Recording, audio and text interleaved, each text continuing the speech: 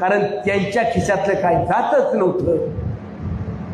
जे डुबत होते, जो संघर्ष करत होते, हा वचपा फक्त बाळा बेगडेला काढायचा होता. ते सर्वे त्यांना देखील माहीत होते. भारतीय जनता पक्षाच्या नेत्यांनी सुद्धा सर्वे केले होते आणि त्यांच्याकडे रिपोर्ट होते, म्हणून ते स्वतःची चमडी वाचून इतरांना बरोबर चार्ज करून त्या ठिकाणी उभे करत होते. मतदानाच्या 3-4 दिवस अगोदर एक ईव्हीएम हॅक करणारा घेऊन आला. भारतीय जनता पक्षाच्या इथल्या स्थानिक नेत्यांनी जे पंचायत समिती जिल्हा परिषदेला उमेदवार दिले होते, त्यांच्याकडून ईव्हीएम मशीन हॅक करून तुमचा विजय करून दाखवतो म्हणून एका उमेदवाराकडून 25-35 लाख रुपये गोळा केलेत. मला हे का सांगायची वेळ आली, जे पत्रकारांनी विश्लेषण सुरू केलं ना की ही निवडणूक किती कर्जबाजारी उमेदवार झाले, कोण कोण खड्ड्यात गेले, हे चित्र मला मागच्या 2 महिन्यापूर्वी दिसत होतं.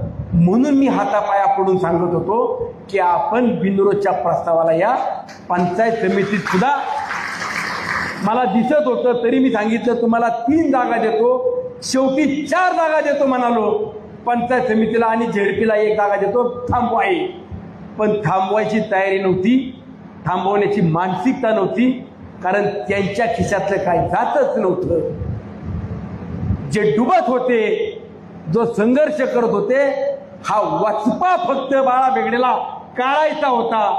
आणि तो वचपा काढायचं काम बाळासाहेब भेगडे माजी मंत्री आणि गणेशराव बेगडे या दोघांनी बराबर काढला. कशासाठी संघर्ष, कुणासाठी करता आणि त्यातून तुम्ही काय मिळवता? जे पत्रकार बांधवांनी विश्लेषण करून सांगितलं ना, किती कोटी गेले, कुणाचे किती कोटी गेले, हे आता तुम्ही त्यांनाही विचारा, मी पण तुम्हाला सांगतो.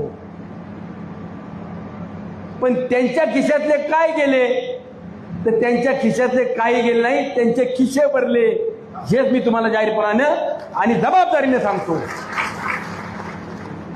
अहो, सर्वे सांगतात, प्रत्येक पक्ष ज्या वेळेला उमेदवारी देत असतो त्यावेळेला सर्वे देखील केले जातात. आणि त्या सर्वेतनं मी सांगत होतो की पंचायत समितीला आमच्या 10च्या पैकी कमीत कमी 9 येतील, एखादी गेली तर जाईल, तर ती पण जाणार नाही. आणि 5च्या 5 जिल्हा परिषदेच्या येतील. ते सर्वे त्यांना देखील माहीत होते.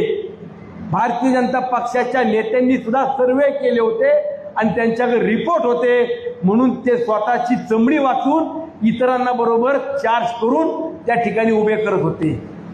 अहो, ह्याच्याही पलीकडे जाऊन निवडणुकीच्या शेवटच्या टप्प्यात भारतीय जनता पक्षाच्या नेते मंडळींचा नवीन पराक्रम सांगतो की Sunil Shelke EVM machine hack करतो. सुनील शेळकेकडे मशीन हॅक करणारी मोठी कंपनी आहे, म्हणून 2019ला निवडून आला. 2024ला बापूसाहेब बेगडेंचा पराभव झाला. त्यांना सांगत होते पराभव तुमचा होऊच शकत नाही, ईव्हीएमचा घोटाळा केला म्हणून तो निवडून आला. आणि जर बापूसाहेब बेगडेंना त्यांनी ते नसतं सांगितलं तर मग मात्र त्यांचा बराबर कार्यक्रम झाला असता. म्हणून तेही आपले सांगत होते तुमचा पराभव तालुक्याने नाही केला तर ईव्हीएमने केला. जसं त्यांनाही कळलं की ईव्हीएमचा घोटाळा नाही, यांनी घोटाळा केला, तेव्हापासून त्यांनी सुद्धा सांगितलं तुम्ही तुमचं राजकारण करा. आणि नगरपालिकेच्या निवडणुकीला परत हळू सांगायचं नाही, ईव्हीएमचा घोटाळा नाही वाटत, पण काय सांगता येत नाही. आता पंचायत समिती जिल्हा परिषदेला या बाधरांनी काय करावं? मतदानाच्या 3-4 दिवस अगोदर एक ईव्हीएम हॅक करणारा घेऊन आला. यांचे खिसे भरले नाही, यांचं पोट भरलं नाही.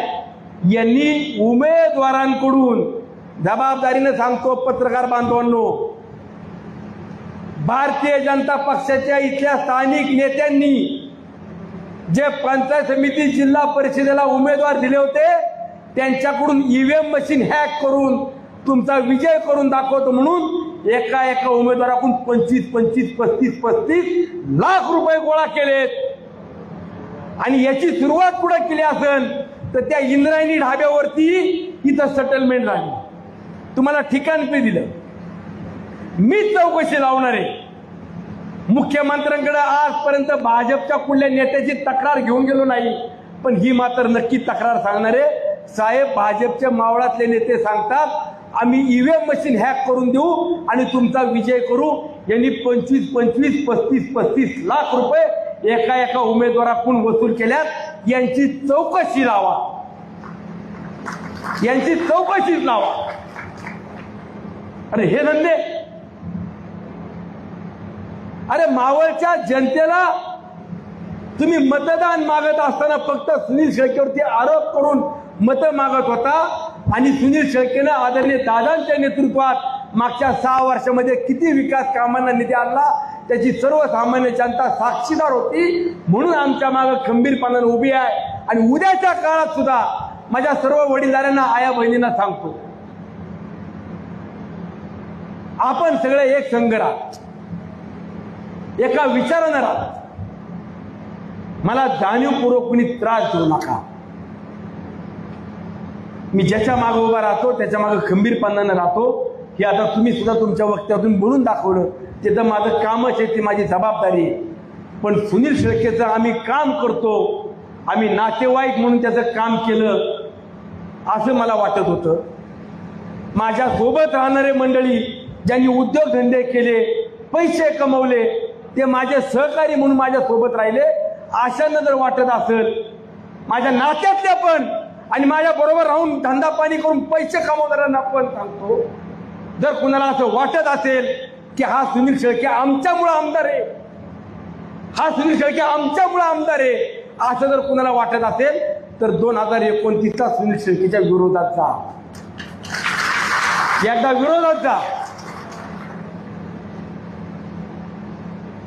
रक्ताचं पाणी करतोय, कुणाची बेमानी करत नाही, कुणाची जमीन लुबाडली नाही, कुणाला फसवलेलं नाही. आणि म्हणून ही मावळची सर्वसामान्य जनता या पट्ट्याच्या मागे उभी आहे.